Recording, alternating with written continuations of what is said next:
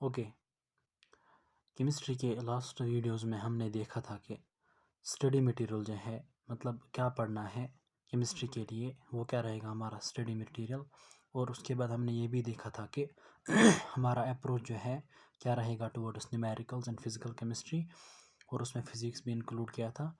और उसके बाद मैंने आपके साथ शेयर किया था कि इनऑर्गेनिक के किन चैप्टर्स में आपने जो है ना शॉर्ट नोट्स बनाने हैं, ठीक है। So in this video I will be talking about organic chemistry. Organic chemistry जो है ना आपका इसमें आपका अप्रोच क्या रहना चाहिए, आपकी स्ट्रेटजी क्या रहनी चाहिए, ठीक है। So starting from the GOC. GOC में आपने क्या करना है, once once you are done with lecture और notebook and NCERT, jump towards the questions. देखो आपने क्या करना है, जो ही आपने लेक्चर को अंडरस्टूड किया होगा on a specific topic of a specific chapter, ठीक है। Once you are done with the lecture, once you are done with the revision of notebook, उसके बाद आपने एनसीईआरटी को देखना होगा कि एनसीईआरटी क्या कह रही है रिगार्डिंग दैट पर्टिकुलर टॉपिक, ठीक है। उस पर्टिकुलर टॉपिक के बारे में एनसीईआरटी ने क्या लिखा है उसको आपने अच्छे से नोट करना है। उसके बाद जो है जीओसी को स्ट्रॉन्ग बनाने के लिए आपने जंप करना है टुवर्ड्स क्वेश्चंस, ठीक है। एमसीक्यूज। अच्छा, यहाँ पे जो मैंने लिखा है approach towards questions is same as physical और फिजिक्स। देखो लास्ट वीडियो की जो केमिस्ट्री मैंने अपलोड की थी, approach towards the numericals and physics and the physical chemistry, बिल्कुल इसी तरीके से बिल्कुल इसी तरीके से जो है ना आपने क्या करना है, ऑर्गेनिक केमिस्ट्री में 20 to 30 क्वेश्चन को सिलेक्ट करना है, फिर हर एक क्वेश्चन को सॉल्व करने की कोशिश करनी है। और अगर कोई क्वेश्चन सॉल्व नहीं हो रहा है तो उसका सोल्यूशन देखना है कि किस तरह से इसने सॉल्व किया है, ठीक है। So that's going to be your approach towards organic chemistry specially GOC. अच्छा, यहाँ पे मैंने एक पॉइंट यहाँ पे आपके सामने रखा है क्वेश्चंस गलत होंगे, क्वेश्चंस गलत होंगे, डोंट वरी, इट्स प्रिपरेशन और practice not your final examination. वहाँ पे मैंने आपको जो है ना बोला था कि जब तक ना आप हर एक चैप्टर में specially in physics and physical chemistry including organic chemistry, जब तक ना आप 60 to 120 क्वेश्चंस डिफरेंट पैटर्न के सॉल्व करोगे, तब तक जो है आपका जो है ना फाइनल एग्जामिनेशन में उस चैप्टर में आपका कोई क्वेश्चन सॉल्व नहीं होगा। सो आपने क्या करना होगा, 60 to 120 क्वेश्चन को आपने सॉल्व करना होगा विथ सोल्यूशन। हाँ, जो आपको सोल्यूशन के बगैर आए अच्छी बात है, लेकिन मोस्ट ऑफ द टाइम्स आपने क्या करना होगा, आपने सोल्यूशन भी देखना होगा, ठीक है। So that's why I am telling you कि क्वेश्चंस गलत होंगे, डोंट वरी, इट्स प्रिपरेशन और प्रैक्टिस। देखो अभी एग्जामिनेशन के लिए 5 महीने हैं, ठीक है। तो इन 5 महीनों में आपने क्या करना होगा, खुद को प्रिपेयर करना होगा, मतलब फाइनल एग्जामिनेशन के लिए। सो प्रिपरेशन में क्या होता है, प्रैक्टिस में क्या होता है, क्वेश्चंस गलत होते हैं, ठीक है, क्वेश्चंस गलत होते हैं, सो डोंट वरी। अच्छा, उसके बाद मैंने लिखा है एमसीक्यूज़। एमसीक्यूज़ आपने बहुत टाइप्स के करने हैं। देखो इनऑर्गेनिक में मैंने आपको बोला था कि आपने स्पेसिफिकली एनसीईआरटी बेस्ड क्वेश्चंस को सॉल्व करना है, ठीक है। एनसीईआरटी बेस्ड क्वेश्चंस को आउट ऑफ टेक्स्ट कुछ नहीं करना है। लेकिन जीओसी में आपके मतलब आपने क्या करना है, आपने अपने कॉन्सेप्ट्स को, जीओसी के जितने भी कॉन्सेप्ट्स हैं उनको स्ट्रॉन्ग बनाने के लिए आपने डिफरेंट पैटर्न के क्वेश्चंस को सॉल्व करना है, both NCERT based and out of text, ठीक है। आउट ऑफ टेक्स्ट क्वेश्चंस भी, देयर इज़ नो इश्यू, ठीक है। सो आपने क्या करना होगा आपने क्या करना होगा, मतलब डिफरेंट पैटर्न के क्वेश्चंस को देखना होगा। जो क्वेश्चन गलत हो जाए उसको देखो, उस कॉन्सेप्ट को देखो कि यहाँ पे क्यों गलत हो रहा है, ठीक है।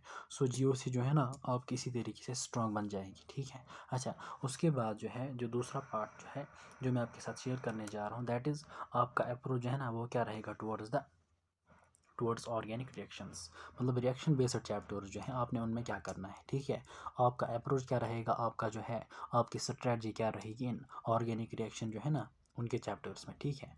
सबसे पहली बात, ऑर्गेनिक केमिस्ट्री जो है, ऑर्गेनिक केमिस्ट्री के जो रिएक्शन बेस्ड चैप्टर्स हैं उनको अंडरस्टूड करने के लिए, रिएक्शंस को अंडरस्टूड करने के लिए, उनको याद रखने के लिए यू मस्ट बी नोइंग जो है ना आपको थोड़ा नॉमेनक्लेचर का आइडिया होना चाहिए, ठीक है।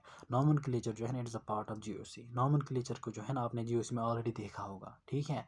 या अगर आपको लिटिल बिट भी आइडिया होगा परेशानी नहीं है, बस थोड़ा बहुत आइडिया होना चाहिए कि किस कंपाउंड का क्या नाम होता है।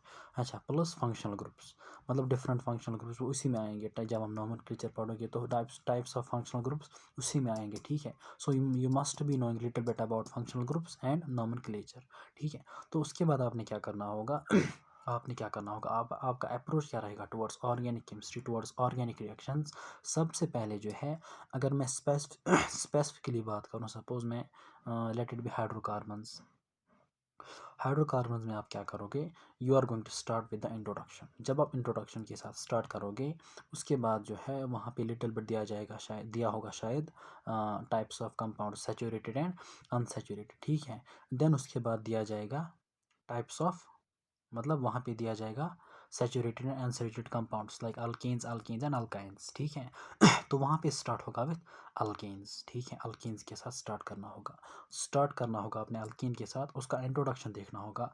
लेकिन वहाँ पे जो है वहाँ पे आप उसका नॉमेनक्लेचर नहीं देखोगे, ठीक है। क्योंकि नॉमेनक्लेचर जो है वो आपने ऑलरेडी पढ़ा होगा कहाँ पे, जीओसी में। अगर नहीं पढ़ा होगा फिर भी आपने वहाँ पे पढ़ना नहीं है, ठीक है।